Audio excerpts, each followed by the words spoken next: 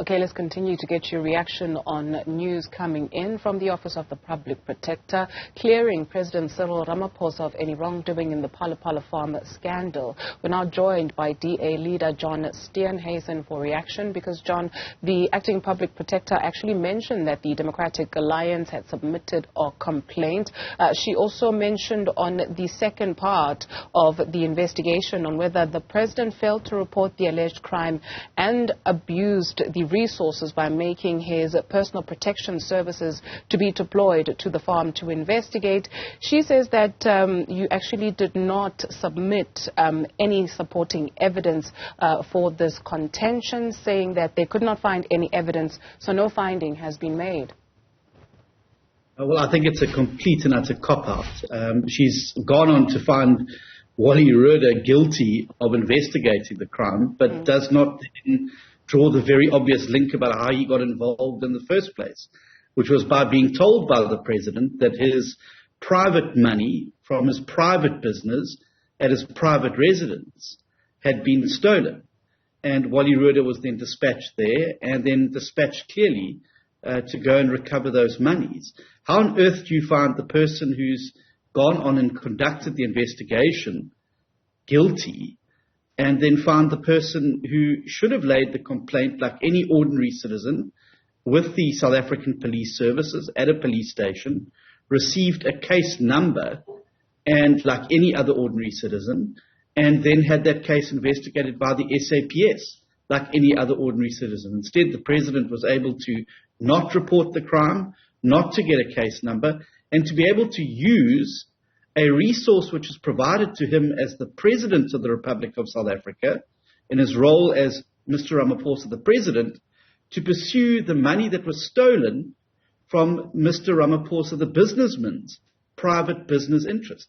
That is a very clear conflict of interest and an abuse of a facility that is not available to every other South African. So we did not need to provide the proof. It was there in the original affidavits. And Mr. Rhoda's own testimony that he met the president in his hotel room when they were on an African mission, and then again at his Hyde Park home to report to him the progress on the particular matter. So I'm not sure exactly what leaps of logic the public protector has used here, but certainly it is the reason why we will be taking the matter on review, because we believe the public protector has erred both in law and reason in this particular matter. Here's something else that is curious, John. The acting public protector says the complaint was not about financial interests. It was about paid work. She goes on to say that it is not within the scope of the Office of the Public Protector to determine the amount of money or to even investigate that was stolen from Phala Phala. She also mentioned, because you speak of abuse of power, that the concept of abuse of power is not defined in the Public Protector Act, and she relied on a dictionary for that definition, and she had to consider whether there was an abuse of power by the president in utilizing state resources to investigate the crime without a registered case. Well, I think it is a very clear-cut case of an abuse of power. You or I or any other citizen of this country whose private home is broken into and articles stolen from our home, we have a duty to go to the local police station and report it and obtain a case number. Only when you have that case number is an investigation then embarked upon.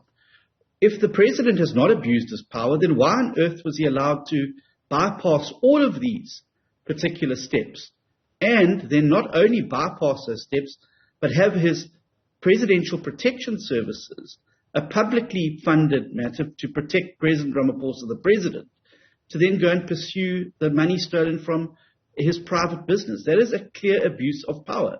If I use a state vehicle, if I'm in a public office bearer, to run my business from, there's going to be a very clear abuse of power there. If I'm using an official vehicle to deliver goods for a private business, that is an abuse of power. How is it different then that a facility that's provided to him in his capacity as the head of state is then used for the capacity of pursuing his private business debts? Now, look, I mean, I wasn't the complainant in the paid work matter, and I think there is a grey area there. But certainly the thrust of our complaint was around the abuse of power and the conflict of interest that arose through using public funded resources to pursue private debts and private money that got stolen. And I think that is entirely problematic, and I think that's the point that the public protector has entirely missed. Because that office found that there's no basis to conclude that the president contravened the executive ethics code. He did not expose himself to risk of conflict of interest between constitutional duties and private interests. However, he's only cleared in terms of EMEA because there are other institutions such as the South African Reserve Bank that still have to deal with this matter. While the Office of the Public Protector may have given him the clear for this, what then are you expecting from the likes of SARB? Well, I think it's premature of her to have released this report in the absence of the SARB report, however long that takes to come out. But here's the other problem that there is. Just a few months ago, there was an independent panel headed by a retired judge and a number of advocates who found that the president did have a case to answer in terms of all of these things and that Parliament should investigate. So you've got one report which says there's a case to answer. You've got the Public Protector's report now that says there's no case to answer. We don't know what the SARB is going to say, and we don't know what the SAPS are going to say, because notionally and ostensibly there's still an investigation that is supposed to be taking place into that.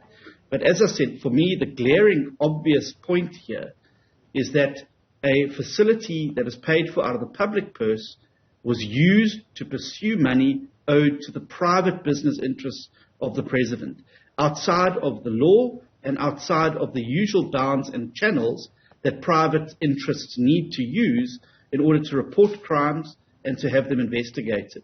The president got a Rolls-Royce fast-tracked investigation into the theft of his private money by virtue of the fact that he used his parliamentary and presidential protection services to be able to pursue those private debts. That, for me, is a very, very clear-cut case, and obviously it's going to now have to be adjudicated by the courts because we have a difference of opinion with the public protector on this particular matter. Here's another difference of opinion. We just recently spoke to the UDM's Bantu Olomisa, and he pointed out that the Democratic Alliance is partly involved in where we find ourselves today, because it was when the suspended public protector sent questions to the president about Phala Phala that the trigger was fired. And so do you have an opinion or do you have a position about the role of the Democratic Alliance, if you see any, in where the situation is right now? Well, I'm not sure what Mr. Holomisa is on about, but if he's referring to the complaint lodged around the impeachment of the current public protector, well then I think he's completely out of step with the rest of the country and has clearly gone deaf to the hours of testimony that have been led by people within her own office and others, and the fact that nearly every single one of the reports that that public protector has tabled have been overturned in courts. To now try and blame the DA for that is like a referee red carding the spectators on the field. It's completely absurd, and I think he needs to go back and have a proper think about the comments that he's made, because clearly they are not bound in fact, and they're certainly not in line with the current situation. We have an acting public protector. We have an acting public protector and provision for that for a reason. It's when the public protector is unable to discharge those duties, and this acting public protector has now done that.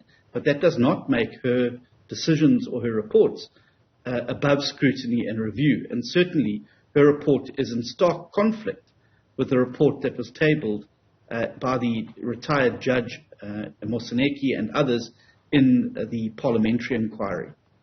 John, I think if memory serves me correctly, it was only 4 that were overturned and not all of Mkhwebane's reports were turned down. Thank you very much for your time this afternoon, DA Leader. We'll do the body count and I'll come back to you on it. Sure. We'll wait for it. Thanks, John. Okay, more news.